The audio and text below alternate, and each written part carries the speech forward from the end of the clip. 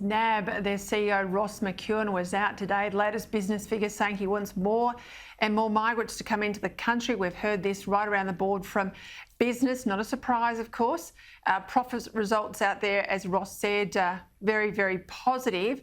But they say unless we have the migrants, we're in trouble, Terry. They want more workers. So do the boffins in Treasury. They want the artificial growth inflators out there.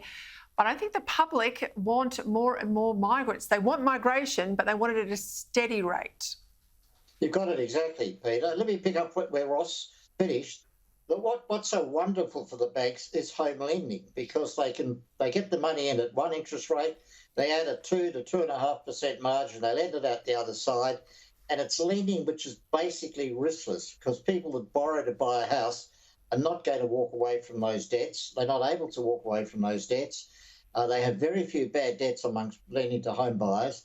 And so they really want more home buyers out there. And they want more people in the country, not just people providing labour to business, but also people that will be buying houses going forward.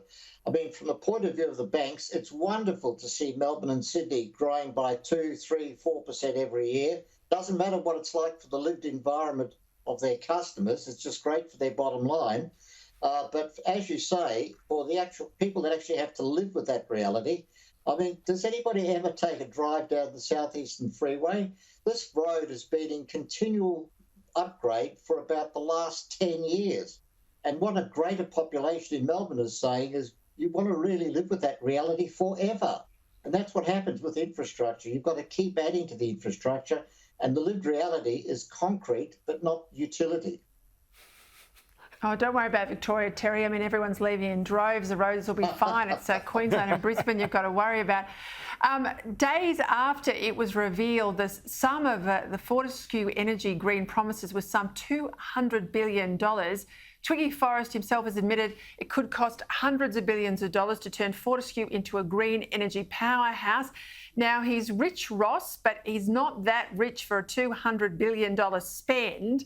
So clearly, Twiggy is hoping taxpayers perhaps put their hands in their pockets. Where does the money come from? And the second part about this is, well, where is the return? So in other words, if you're a very astute business person, you don't put $1 in unless you know you can get that dollar back with a good chance of getting an extra dollar on top of it. So the fact of the matter is, if you're going to go and invest in all of these new green energy projects as a business person, you want to be ensuring that you have got significant amounts of money in terms of capital return. Otherwise, the banks won't lend, the investors won't put their money in.